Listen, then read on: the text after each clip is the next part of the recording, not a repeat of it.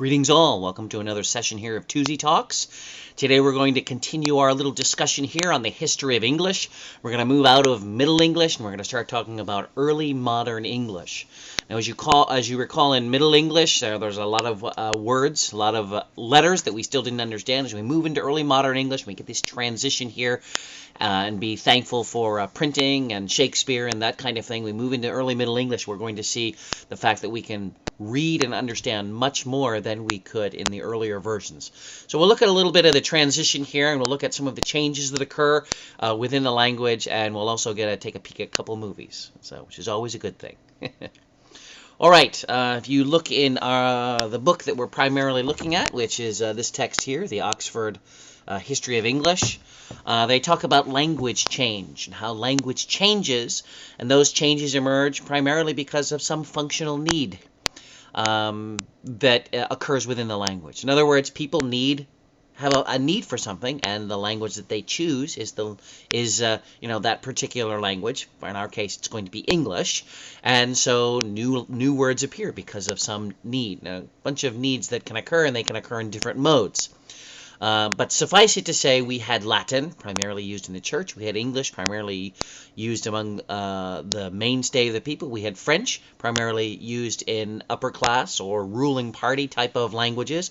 And they all had separate functions. You could probably even look at other things as well. For example, types of cooking.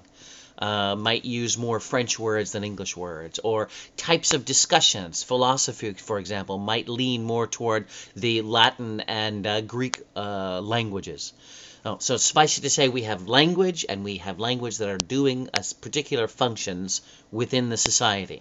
What happens is, during this time from Middle English to early modern English, the English language begins to take on more and more of the jobs that the other languages did. So in Middle English, Latin basically ran the churches. But as we move into early modern English, we see more of the English language moving into the church. We see more of the English language moving into control centers. And so what that's going to do is it's going to expand the powers that the English language has. It's going to expand the functions that it has and that it's going to be using. Of course, by doing that, it's also going to expand itself, language-wise. It's going to gain new words, and it's going to gain new syntax. All right.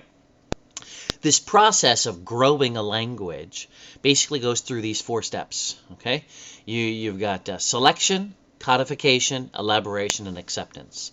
And during this process here, from Middle English to early modern English, we're seeing a lot of the process of elaboration, where we've already pretty much selected the major components of the language.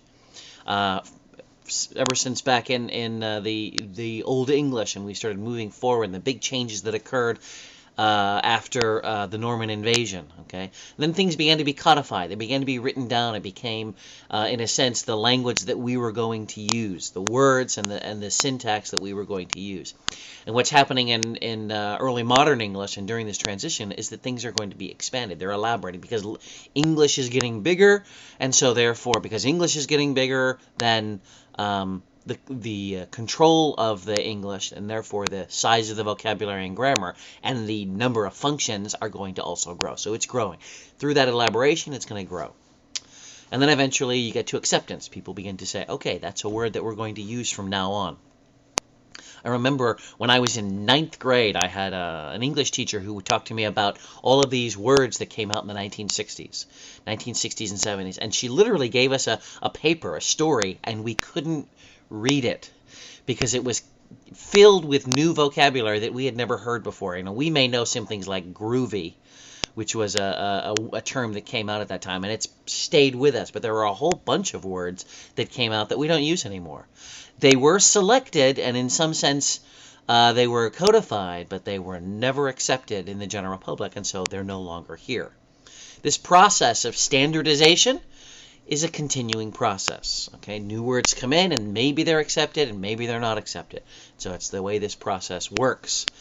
So it's a continuous process as the language lives and grows and exists throughout its life. And as we mentioned in our last talk, languages die because of non-use. Okay, they stop being used, and then they eventually die. That can happen.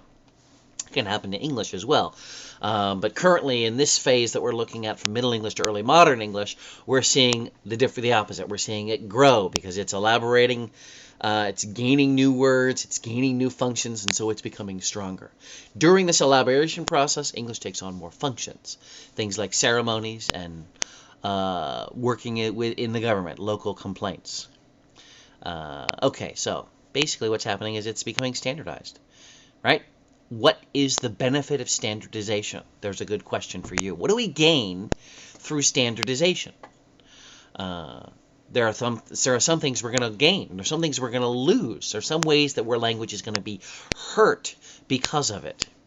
I'll just give another example, completely unrelated to language. If you remember, turn of the 19th century,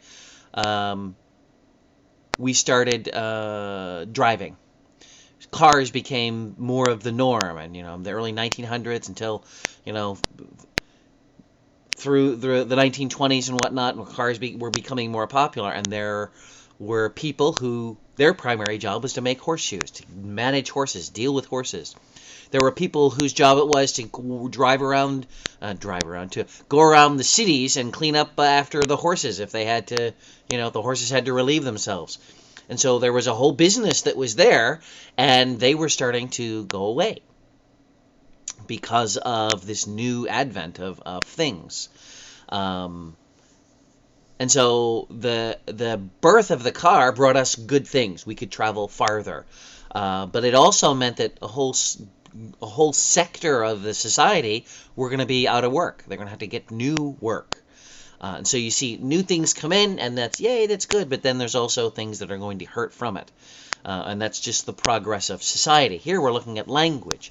If we unify all language, what are we losing? Well, we're losing local language. We're losing local dialect. We're losing some creativity that we used to have that we're not going to have because we're standardizing, right?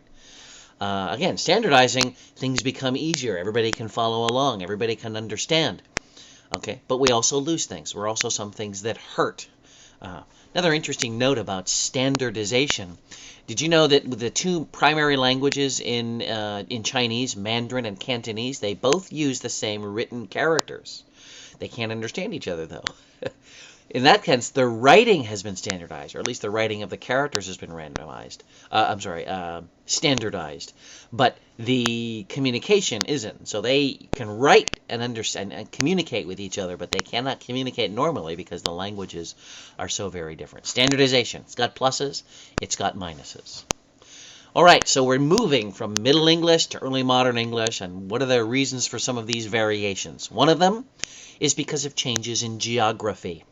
Yes, we're on the main island, but also we're starting to move out and expand and explore. And so we have peoples who are traveling to South Africa, or traveling to India, or trying to get over to the Far East. And in so doing, they bring their language with them. So we're starting to see people who are landing in different places and doing different things. And when they bring and start and grow culture, they're going to bring language with them. And that distance is going to cause a change in language. And maybe a change to social class.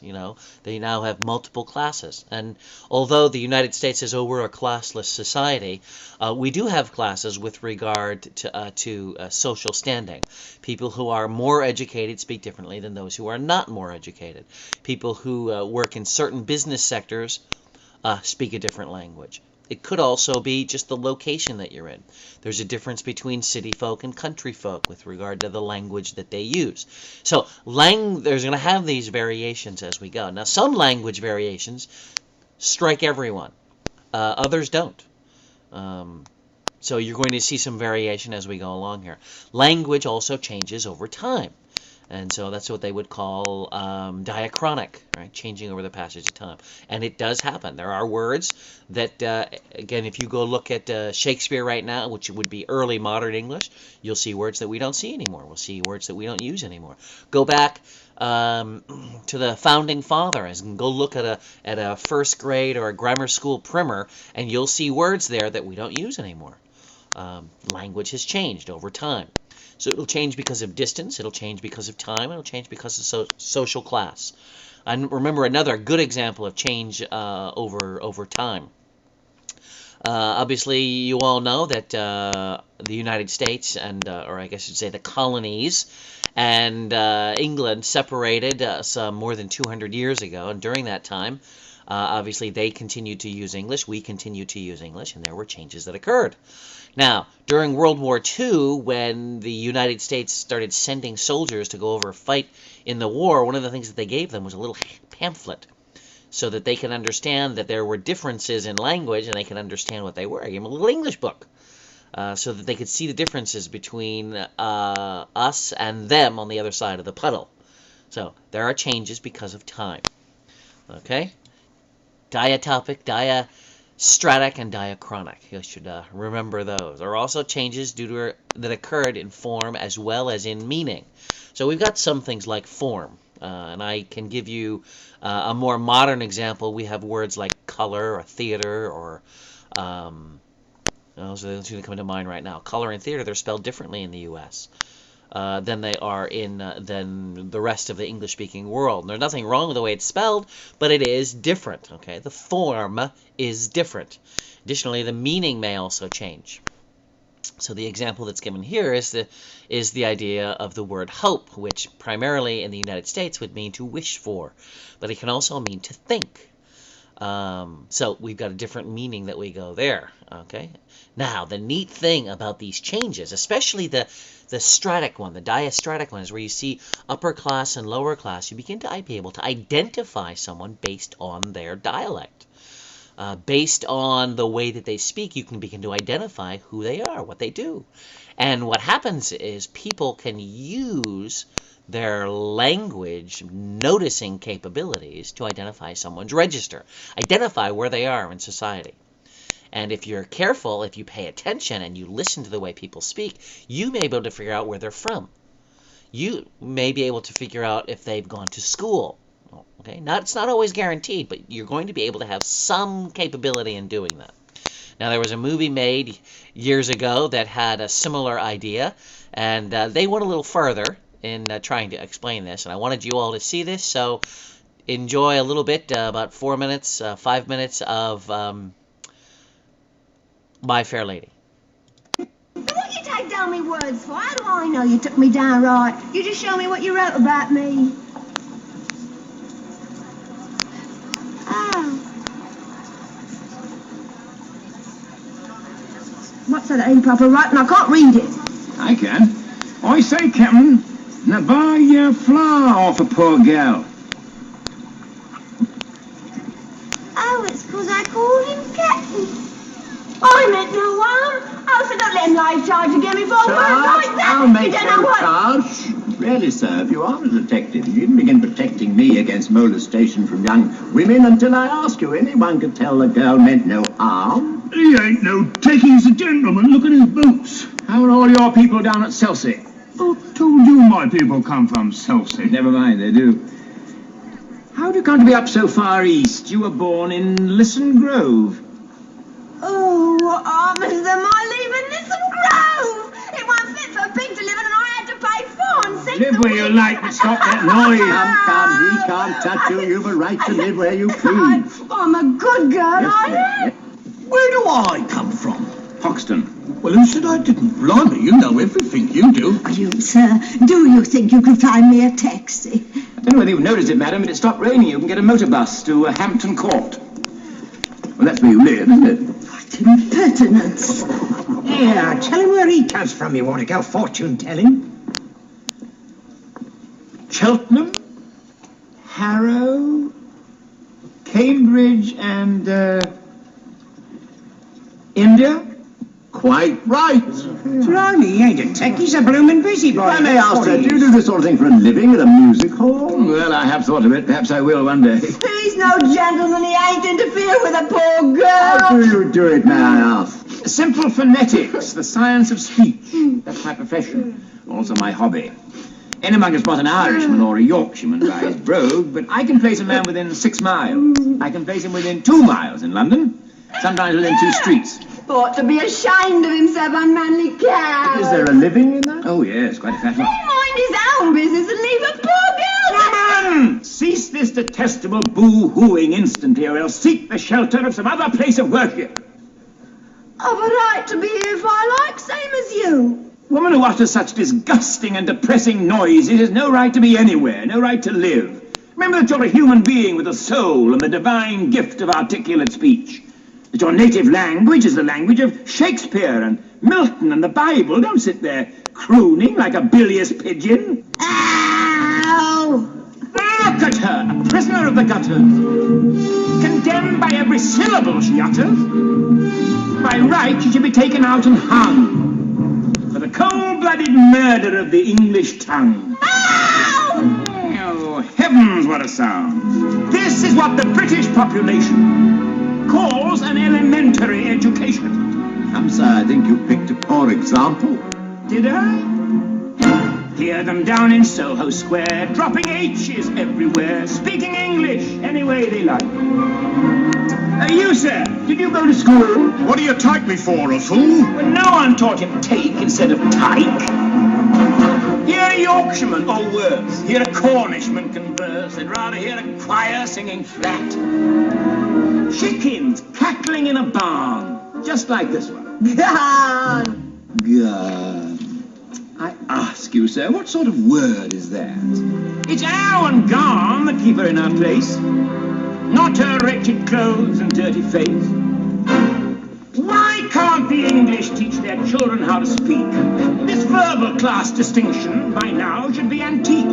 If you spoke as she does, sir, instead of the way you do, why, you might be selling flowers too. Beg your pardon? An Englishman's way of speaking absolutely classifies him. The moment he talks, he makes some other Englishman despise him. One common language, I'm afraid, we'll never get. Oh, why can't the English learn to set a good example to people whose English is painful to your ears? The Scotch and the Irish leave you close to tears. There even are places where English completely disappears. Well, in America, they haven't used it for years. Why can't the English teach their children how to speak? Norwegians learn Norwegian, the Greeks are taught their Greek. In France, every Frenchman knows his language from A to Z. The French don't care what they do, actually, as long as they pronounce it properly. Arabians learn Arabian with the speed of summer lightning. The Hebrews learn it backwards, which is absolutely frightening. Use proper English, you're regarded as a freak. Why can't the English? Why can't the English learn to speak?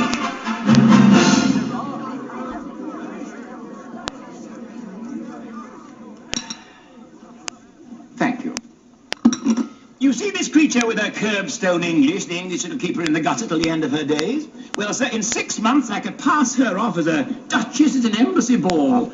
I could even get her a job as a lady's maid or a shop assistant, which requires better English.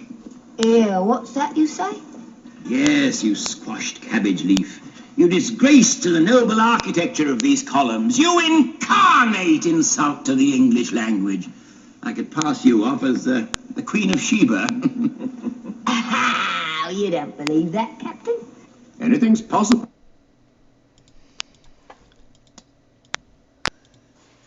Quite interesting to hear how the language that you have can identify where you are in culture. It can also keep you in to where you are in culture. Another video that I don't have here right now, but I would love to show you about an actress from the Jersey Shore. And she wanted to do more acting, and because she wanted to be able to speak in ways that would allow her to expand her repertoire, she went to a speech therapist so that she could learn to speak proper English. She wanted to do that because she wanted to have more opportunities. But by doing that, by learning to speak in this proper English, her friends, her neighbors, the community that she was with, got angry with her. They looked down on her because she learned this new style of speaking.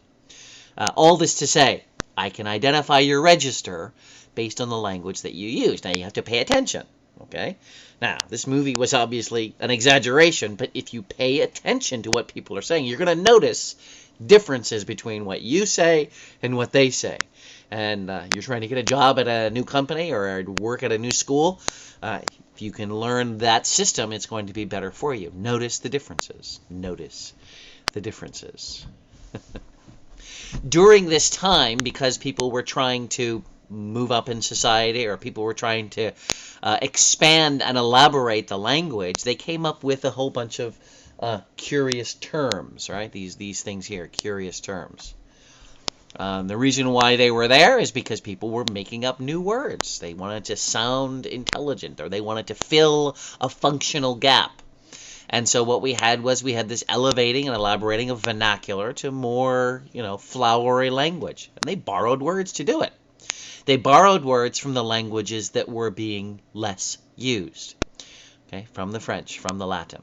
But we create these new languages, which, we create things called things like academies, language that the academy uses, or professorese. I'm assuming you've heard this.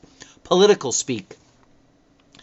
Listen to a politician say the word no. You're never going to hear them say it, but they're going to use 25 words to say that, political speak, right?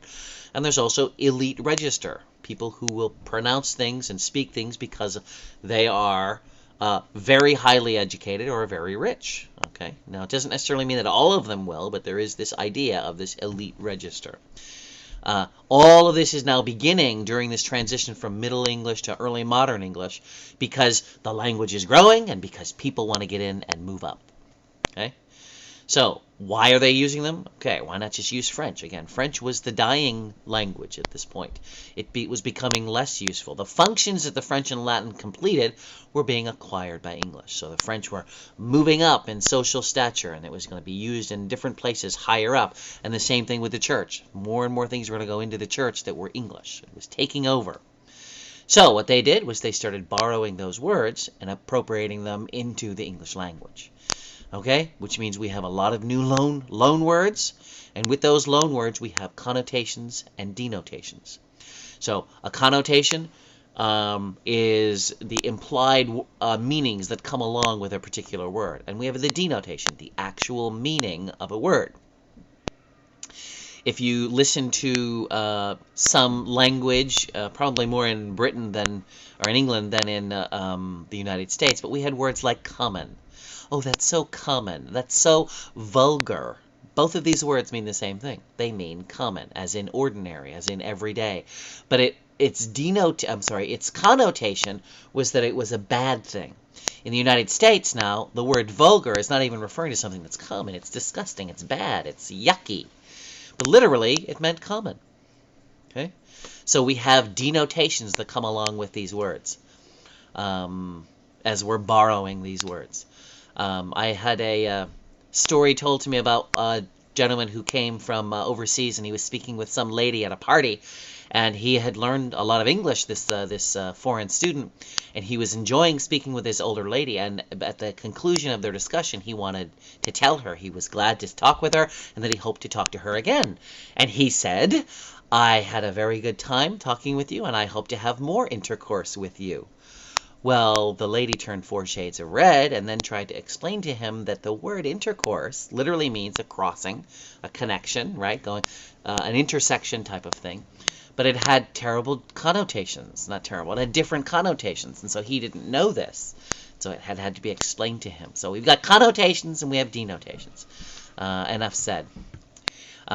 So we have this change in language, we have this growth in elaboration, we have this desire to become more upper class, or at least appear to be. So we're seeing a lot of changes that are going on. And one of the major changes that goes on is the difference and the growth or the expansion or minimalization of languages. Older Scots and Southern English now become more distinct in certain areas.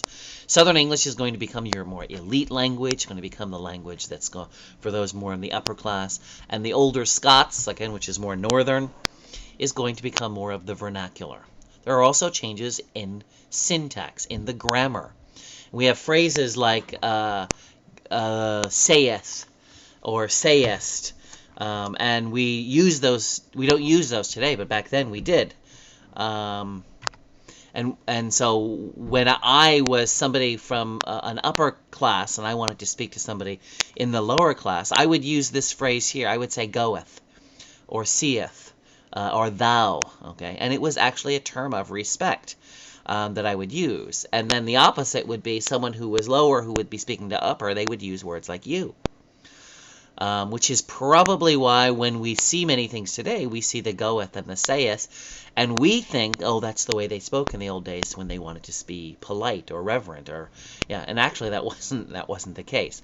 Again, the point being, though, there's a difference in grammar in these classes because of the distinctions that were put in. Now, they're not used anymore today, but during this time between Middle English and Early Modern English, they were. There are also other languages that have this. In Spanish, we have at least 2 words for the word you. We have the word tú, and we have the word usted. And both of them mean you. One is more polite and more formal, and one is more intimate, more of a closer relationship. And so you have that difference. Japanese, you must have 5 or 6 words for the word you. And again, all these different registers for the word you. So we have something similar with regard to syntax. Now, in these languages, it's not actually a syntactical ending, but it's actually a different word. Regardless, we see the change. Okay, not only is there change in lexicon and syntax, but there's also changing in spelling and writing. I remember when I spoke earlier with the advent of Middle English and all the transitions that were going on there, people wrote any way they wanted. People wrote as long as it was understood. And so, just for example, there's now this gradual shift into standardization. On the word such, for example, there were 143 different spellings at the beginning of Middle English. As we move further and further into Early Modern English, we see that those multiple ways of spelling a word now get reduced to just a handful. Okay, and why again? It's because of the standardization. More and more people are going to say, oh, this is the way this person writes, and I'm going to follow suit. That's the way this author writes this way, so I'm going to follow suit. And so we begin to reduce the number. The interesting thing here is that English is becoming a national language. Okay, now it's being used everywhere. Remember, in the past, those in the north and those in the south, they could barely understand one another. Now it's becoming widespread, not only on the island, but also in the places that they're beginning to travel to. But the interesting thing is, spelling is becoming more standard, but there's still no official standard for speaking. Okay, it didn't exist yet.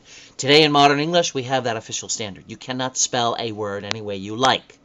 I would think I like that. I give me the freedom to spell it in any way I want to, provided that it's understood. Not today. Today there are the language mavens who say, this is the way to spell it. I'll put that little sermon aside. English is becoming a national language. Standardization is ensuring that the language is going to survive. It's going to continue growing and becoming mainstay. What are we losing? We're losing the little things. We're removing the color of local English. Okay? You go to New York City, and you're going to find at least half a dozen, I would say a dozen different dialects within the city. Okay? Yay! If you want to go into business and you're going into a business that's using standard English, that may be a problem for you. And so as English becomes stronger in that sense, it could begin to lose those languages. Now, it's really interesting what's happening now is that we see less standardization in language, and there's going to be a different reason for that. But as it grows, as it becomes more standard, becomes more accepted, you're going to normally see the end of those colorful things. Okay. Question: what does this do to web speak? This new language that's coming out, these new words, these new phrases. The other day, I remember someone talking to me, and they said, "Oh yeah, this guy, he liked me," and I thought immediately, "Oh, he liked me." No, he liked me, on the computer. And it was the first time I'd ever heard the verb like as an action, okay, that somebody would do. What's going to happen to all these new web-related words and ideas? Are they going to be appropriated? Are they going to be accepted eventually, or are they not? What's going to happen with those? Right? So, as I said before, spelling is becoming more standard, but there's no official standard. Interesting to see how that morphs into it. English spelling is also related to register and social group. I see the example here at this time in Middle English to Early Modern English. The Catholics used the older Scots, which was the vernacular. The Protestants used Southern English, which was the elite. And so, just by knowing what language you spoke, I could probably peg your location, probably peg your religion, because of the language that you spoke. Okay, and then there is also this great vowel shift that may occur because of the standardization process and the influence in London. And because London now becomes the mainstay, it's going to change vowel shifts in the language as well. All right, speaking, the elaboration of English is introduced, and there's introduction of this new syntax and new lexicon, and you could see that in speaking and writing. So the way people wrote, especially the way if they wrote in public, they wrote a certain way. If they wrote in private, they wrote a different way. And you could also tell by the way they write whether they were going to be upper class or not upper class, just by the way that they wrote. Again, it was a way to see how someone, where someone fit in the society. Say shibboleth or die. You can go take a look at the link here about shibboleth. Basically, it was the story of people who couldn't say the word shibboleth. SH, they couldn't say the SH. Instead, they would say sibboleth. And because they couldn't pronounce it properly, they were marked. Actually, they were killed if they couldn't pronounce it properly in the Bible. You can go look at this site here. And, of course, you can go look it up in the Book of Judges. Identifying and categorizing people based on their dialect. You saw earlier in the Professor Higgins scene from My Fair Lady that happened. Let me show you another movie trailer of a movie that came out about 2008, I believe, somewhere around there. The lady who wrote, I forget the name of the Peter Rabbit stories. That would be Beatrix Potter. She came from a family that was not quite upper class, but not lower class either. She was somewhere in the middle, and her family, her mother in particular, wanted to appear to be in the upper class. She did not want to appear not to be, and didn't like the fact that her daughter had a suitor who was a laborer, a worker, a merchant. And so just to take a look at this during this time and the difficulties that the daughter had because of the problem of class, okay, language also being an identifier.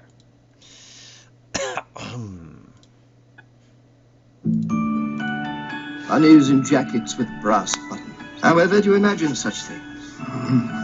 Your book will not sell a great number of copies, but I think we can turn a small profit. They would like to publish your little book, Miss Potter. Beatrix Potter saw the world differently. Please not any more of that, and I'll paint you out. But no one saw things her way. Some of your paintings are quite pretty, but I'm not going to call them great art. Until she met someone Mr. Norman Ward. who believed in her. I've given your book a great deal of attention. Which other books have you supervised? Personally? Yes. This will be my first. Ah. And in every way, at your service. Oh! I wish you wouldn't invite tradespeople into the house. They carry dust. Now, I must stop that. Stop what? Just some silliness. the magic she wanted to share. Norman allowed us a peek at Peter Rabbit, Miss Potter. We found it utterly charming. I have decided that you and I are going to be friends. Have you? Will lead to possibilities. You do make rather a good team, don't you think? Beyond her wildest creations. Your book has been very important in my life. You have been very important in my life. And you and mine, Mr. Warren. And you must do it again and again. And again. I would like you to consider doing me the honor, and I do not expect an immediate answer. Discover the remarkable story. Your brother has asked me to marry him. How could you hesitate? If someone came along whom I loved, I would trample my mother. Of a woman whose imagination inspired the world. I'm so glad Norman found you, Beatrix. I was missing something I didn't even know. Norman Ward is a tradesman, Beatrix. No Potter can marry into trade, and that's fine. When did we become so high and mighty? You cannot make us the villains, Beatrix. Your mother trotted out countless suitors. I didn't want to be marrying a man simply because he was rich enough to take care of me. Academy Award winner Renee Zellweger, Ewan McGregor, Academy Award nominee Emily Watson. I don't understand you, Beatrix. Your daughter is famous, Helen. You're the only person who doesn't know it. Miss Potter.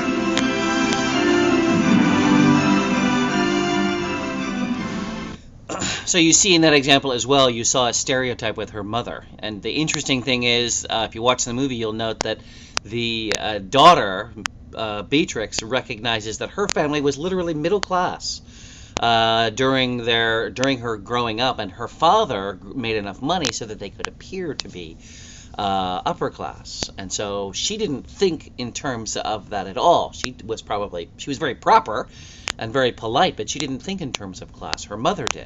And of course, she becomes very wealthy, and she becomes independently wealthy. And if you want to find out about the romance, watch the movie. Okay, categorizing people based on their dialect. Why do we do it? Is it bad that we do it? Okay, I would say that we all do it, especially those who are listening and noticing. If you ever have me for a class, currently I'm teaching at a university in New York. If you ever have me for a class and I notice an accent, I'll probably stop and say, where are you from? Where do you get this accent? Where do you get this information? But your accent may tell me where you're from. It may tell me if you've gone to school or not. It may tell me what your family background is, simply because of that accent. We do it. Why do we do it? My thought is that we're pattern matchers. We like to notice patterns.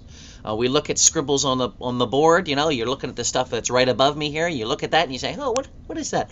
And you begin to notice their words and letters. You look at a picture and the same thing your brain does. It tries to pattern match. Well, we do the same thing with sounds. We try to pattern match.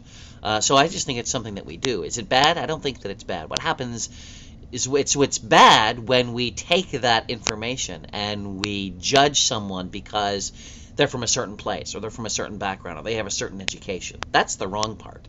The identifying the language, the identifying the background of that person because of their language, that's not bad. That's just what we do. And so I make a distinction. I don't want to judge anybody, but I do find it interesting that someone's from Barbados, or somebody's from Truck, right? Somebody's from Thailand. They have different accents. They have different ways of pronouncing.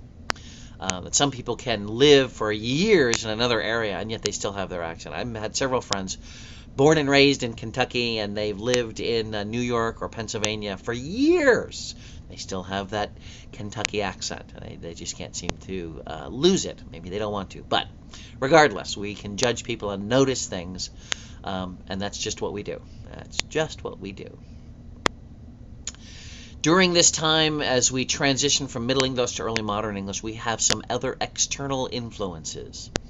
You all know of the great inventor Gutenberg, and what he created was the printing press in about 1450. And it revolutionized a lot of things. It revolutionized the Bible. If you go look at his writings and what he did, the first thing that he published actually was a Bible, because he wanted to get the good news into the hands of the people. And here was a man who was using his trade, using his craft, to spread the good news of God and Jesus Christ. And that was his goal. And so the printing press begins, and it emerges in Europe, and eventually in about 1476, William Caxton, he gets a copy of the printing press, and he begins to print. Now, Caxton is wise. He not only is he going to print things like the Bible, but he's going to print things that people want to buy, and that's his main goal. After all, it is the way that he makes money, and so he's going to find out what people want to buy, and he uses this information in order to create books that people want. One of the things that they wanted was to be able to move up the social ladder. They're going to move up the social ladder by learning to speak like the upper class. And so he starts writing or printing materials that use upper class language. Okay? And in his own words, he wrote so that his works might be had and be used among the people for the amendment of their manners. That's the way that it was typed up at that time. You'll notice the U and V here, a different pronunciation. But he wanted to help people move up, make them upwardly mobile. So he would print books, and people would buy those books. What language is he writing in? Yeah, he's writing a lot of things in English, because that's the language that people want, right? That's the language that they want to move into. They want to move into that upper class type of language, just like Miss Potter's mother did. wanted to see that. Okay, so Caxton is a great influence. He brings not only the printing press, but he spreads English to more places so that more people can understand and see what's going on. The printing press also now begins to solidify more of the standards for spelling. You're going to spell a word, you might as well do it the same way as you fill in all those little letters to print things. And so the machine begins to do even more standardization with regard to spelling, just to make things easier. I'm not going to spell it 4 ways. I want to do it 1 way, so I'll make it easier to print. This also further elevated English to a dignified language. And basically what Mugglestone is saying here was that up until then, or not up until then, but in earlier ages, English was not looked at as to being civilized or proper. It was the French language, because they were the ones that conquered. They were the ones that had control. But now that English is being printed all over the place, it's becoming more accepted. It's becoming more, quote-unquote, dignified. And it also explains why the French have a disdain for the English language. Theirs was the one that was in charge first, okay? Theirs was the one that was in charge longer, not only over England, but also over other parts of Europe. That was the language of the elite, and so when they were looking at the English language, it was looked down upon because it was common, it was vulgar. Same type of thing happens later on, but that's why the French are going to have. That's one reason why the French are going to have that. Theirs is the better language. Theirs was first. It was the stronger one. All right, that's all we have for this little transition from Middle English to Early Modern English. Hopefully I'll talk a little bit more about Early Modern English. This is the language of Shakespeare when we reach Early Modern English. Again, a lot of the other difficult to understand components are pretty much gone by the time we get to Early Modern English. We can basically read. We can basically understand what's going on in the language. It's also going to be the language used during the early parts of the Americans who began to come over and live and begin to develop this continent. That would be the same language that they use as well. If you do have any questions regarding what we've talked about, kindly let me know, and I do look forward to talking with you again. Bye-bye.